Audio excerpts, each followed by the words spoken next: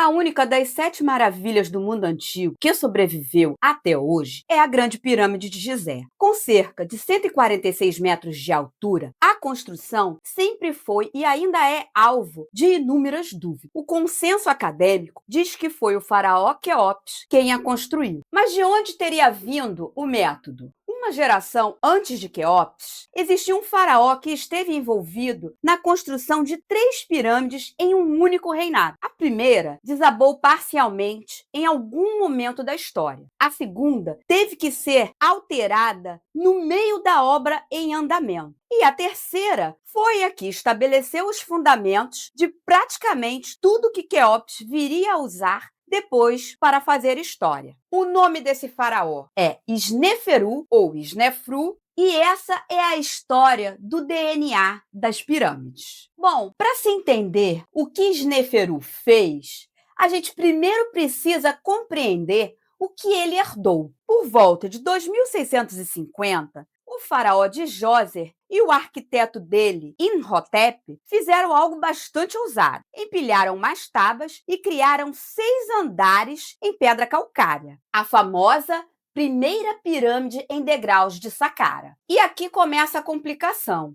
Apesar de ser uma obra revolucionária, ela tinha um limite bastante claro. Você não pode empilhar degraus infinitamente sem que a base entre em colapso e desmorone. Então, nesse esquema, é impossível você construir uma pirâmide tão alta quanto a de Quéops. E assim, durante a terceira dinastia, várias foram as tentativas de se construir pirâmides, mas algumas não chegaram a uma forma plenamente acabada. Pelo menos 3 tiveram suas construções interrompidas. Não sabemos se por falta de recursos, morte prematura dos reis ou problemas técnicos, mas nenhuma delas de fato foi terminada. O Egito parecia estar travado nesse sentido, mas aí chega o reinado de Sneferu. Ele assumiu o trono por volta de 2613 a.C., inaugurando a quarta dinastia, a mesma que depois iria produzir Quéops, Quéfres e Miquerinos, aqueles 3 das famosas pirâmides de Gizé. Mas antes de qualquer um nome desses virar lenda, Sneferu fez algo que talvez ninguém tivesse feito antes.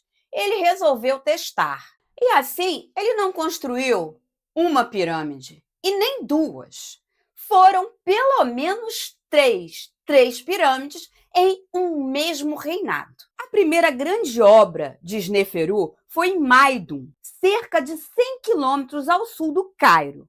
A maioria dos egiptólogos aceita que ele provavelmente herdou uma pirâmide em degraus que tinha sido iniciada pelo faraó anterior, o Runi, o último rei da terceira dinastia. E então, Sneferu teve uma ideia bastante audaciosa, que foi preencher os degraus com blocos de calcário para criar uma superfície lisa inclinada, o que seria uma tentativa de fazer uma pirâmide totalmente de laterais retas. Mas o resultado não foi dos melhores. A estrutura parece não ter suportado o peso das pedras que foram colocadas e ela acabou desabando. Esse colapso maciço ocorreu em algum momento da antiguidade, mas a gente não consegue precisar exatamente quando isso aconteceu. Se foi durante a construção, logo depois ou alguns séculos mais tarde. Mas Sneferu não desistiu.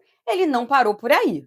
Ele se dirigiu para Dahshur e começou um novo projeto. A segunda pirâmide de Sneferu é conhecida como a pirâmide romboidal, ou pirâmide curvada ou torta também. E isso por conta de um detalhe muito peculiar. E ela é, sem sombra de dúvida, o documento arquitetônico mais relevante da história da construção das pirâmides. Mas, basicamente, por que ela é tão importante? Bom, como vocês podem ver por essa imagem daí, está claro que há uma mudança no meio da obra. As câmaras internas mostram adaptações estruturais que sugerem uma correção de rota. Ao que tudo indica, os engenheiros dessa construção pararam a obra, fizeram uma análise e um recálculo, e chegaram à conclusão de que deveriam reduzir o grau de inclinação. Assim, a pirâmide literalmente muda de inclinação no meio. Daí o nome curvada ou romboidal. Romboidal é uma forma geométrica que lembra um losango. E essa mudança de curso no meio do desenho da pirâmide é bastante visível até os dias de hoje. Assim como também são bastante visíveis os revestimentos em calcário branco. Uma curiosidade aqui: esse foi o mesmo tipo de revestimento que várias outras pirâmides também usaram e que deveria produzir um efeito visual bastante impactante ao refletir a luz do sol. E Snefru não parou por aí. Ele levou adiante mais um projeto. A terceira pirâmide desse faraó foi também construída em Dar-Shur e é chamada de Pirâmide Vermelha. Esse nome se deve ao tipo de calcário usado em sua construção. E assim, tecnicamente, a Pirâmide Vermelha é a primeira construção com todas as faces completamente lisas.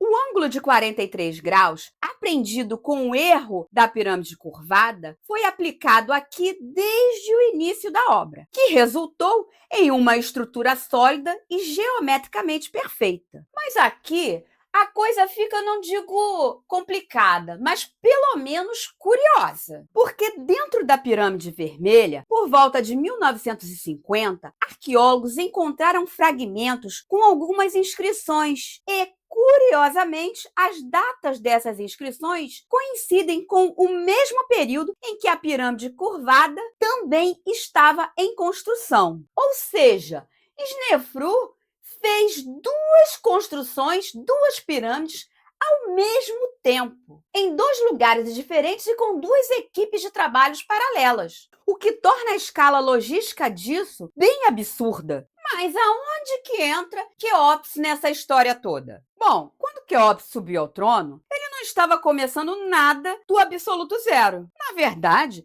ele estava recebendo de Snefru três coisas que tornaram o complexo de Gizé possível: um DNA arquitetônico, um DNA logístico e também um DNA genético. Porque sim, Quéops era filho de Snefru. O ângulo da Grande Pirâmide de Quéops é de aproximadamente 51 graus. E esse ângulo não foi escolhido por acaso. Ele é um refinamento do ângulo da Pirâmide Vermelha e do ângulo da pirâmide curvada. Os engenheiros de Quéops pegaram o mesmo princípio, a pirâmide de lados lisos, com estrutura interna de câmaras e corredores ascendentes e otimizaram. Mas sem o laboratório experimental de Snefru, certamente esta obra não teria alcançado êxito. Snefru criou ou expandiu exponencialmente o sistema de canteiros de obras permanentes. A Pedra de Palermo, um dos registros históricos mais antigos do Egito, documenta expedições militares, construções naval e obtenção de recursos durante o reinado de Sneferu. Então, quando Quéops assumiu o trono, ele também herdou essa infraestrutura totalmente pronta. Assim, ele não precisava inventar um sistema, ele só precisava escalar o esquema. Mas, para além disso, também existe um DNA político. Sneferu consolidou o modelo de faraó como centro absoluto da atividade construtiva do Estado. Antes dele, já havia a construção de pirâmides em degraus em escala menor. Mas foi com Sneferu que a construção de pirâmides se tornou uma política de Estado. A monumentalidade se tornou também argumento de legitimidade. Quéops entendeu bem a mensagem e a elevou ao seu limite absoluto. Mas assim, se Snefru foi tão importante, porque quase ninguém o conhece ou fala sobre ele? Essa é uma questão que a gente pode responder de duas maneiras. Primeiro, a Grande Pirâmide venceu. Em escala pura, em proporção, em acabamento, ela é o produto final de tudo que Sneferu testou. Mas ao longo da história, o produto final tende a apagar o processo. Provavelmente você conhece o iPhone,